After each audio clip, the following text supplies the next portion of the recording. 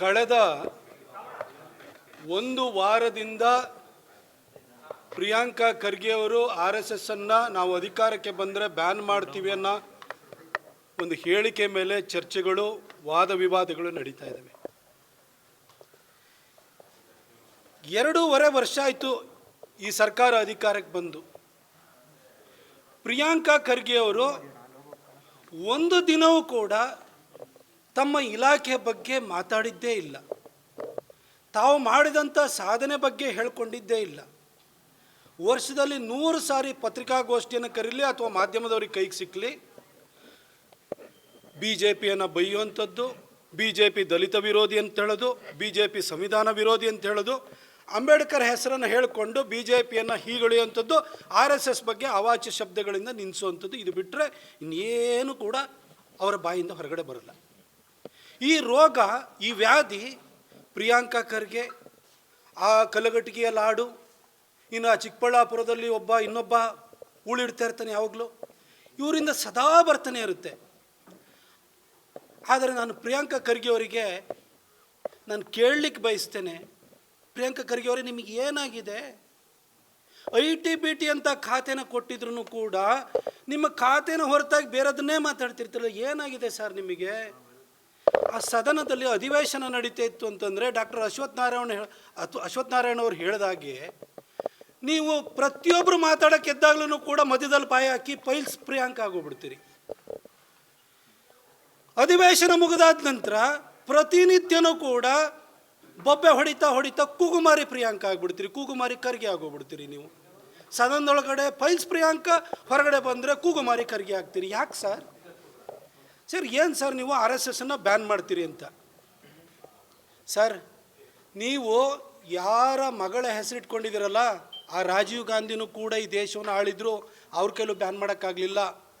ಆ ರಾಜೀವ್ ಗಾಂಧಿಯನ್ನು ಹೆತ್ತಂತಹ ಇಂದಿರಾ ಗಾಂಧಿ 16 ವರ್ಷ ದೇಶ ಆಳಿದ್ರು, ಅವರು ಬ್ಯಾನ್ ಮಾಡಿದರು. ಆದರೆ ಅಧಿಕಾರವನ್ನೇ ಕಳ್ಕೊಳ್ಬೇಕಾಗಿ ಬಂತು.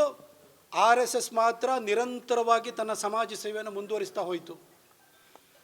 ಆ ಇಂದಿರಾ ಗಾಂಧಿಗೆ ಜನ್ಮ ಕೊಟ್ಟಂತಹ ನೆಹರು ಕೂಡ ದೇಶವನ್ನು 17 ವರ್ಷ ಆಳಿದರು. ಅವರು ಕೂಡ ಒಂದು ಸರಿ ಬ್ಯಾನ್ ಮಾಡಿ ಕೊನೆಗೆ ಆ ಬ್ಯಾನನ್ನು ವಾಪಸ್ ತೆಗೆದುಕೊಳ್ಬೇಕಾದಂಥ ಅನಿವಾರ್ಯ ಸ್ಥಿತಿ.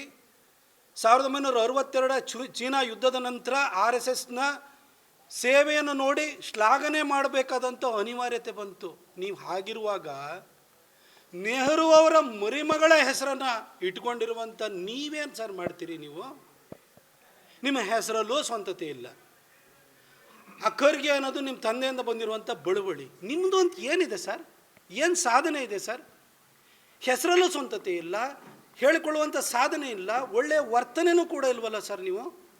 2.5 ವರ್ಷದಿಂದ ನೀವು IT-BT ಸಚಿವರಾಗಿ ಏನು ಮಾಡಿದ್ರಿ ಹೇಳಿ ಸರ್? ಕೇನ್ಸ್ ಟೆಕ್ನಾಲಜಿಯವರು ಮೈಸೂರಿನಲ್ಲಿ ಬಂದು ಸೆಮಿಕಂಡಕ್ಟರ್ ಯೂನಿಟನ್ನು ಮಾಡಬೇಕಿತ್ತು, ಯಾಕೆ ಸರ್ ಹೋದರು? ಕರ್ನಾಟಕದ ಸಾಫ್ಟ್ವೇರ್ ಉತ್ಪನ್ನ ಮತ್ತು ಎಕ್ಸ್ಪೋರ್ಟ್ ಏನಿದೆ ಅದು ಯಾಕಾಗಿ ಹೆಚ್ಚಳ ಆಗ್ತಾ ಇಲ್ಲ? ಯಾಕಾಗಿ ಕಂಪ್ನಿಗಳು ಬೇರೆ ಬೇರೆ ರಾಜ್ಯಗಳಿಗೆ ಹೋಗ್ತಾ ಇದ್ದಾವೆ? ಅಣ್ಣ, ಜಗಳ ಒಂದು ಮಾಡಬೇಡಣ್ಣ. ಯಾಕಾಗಿ ಹೊರಗಡೆ ಹೋಗ್ತಾ ಇದ್ದಾರೆ ಸರ್? 2.5 ವರ್ಷದಲ್ಲಿ ನಿಮ್ಮ ಖಾತೆಯಲ್ಲಿ ಏನು ಕಡ್ದು ದಬಾಕಿದ್ದೀರಿ ಹೇಳಿ ಸರ್? ಸರ್, RSSನ್ನು ಬ್ಯಾನ್ ಮಾಡಬೇಕು ಅಂತ ಹೇಳ್ತೀರಲ್ಲ, ಯಾಕೆ ಮಾಡ್ಬೇಕು ಹೇಳಿ ಸರ್? ಒಂದು ವೇಳೆ RSS ಇಲ್ಲದೇ ಇದ್ದಿದ್ದರೆ 1975ರಲ್ಲಿ ಇಂದಿರಾ ಗಾಂಧಿ ಎಮರ್ಜೆನ್ಸಿಯನ್ನು ಹೇರಿ ಸಂವಿಧಾನಕ್ಕೆ 38ರಿಂದ 42ರವರೆಗೂ ತಿದ್ದುಪಡಿಯನ್ನು ತಂದ್ರಲ್ಲ ಸರ್.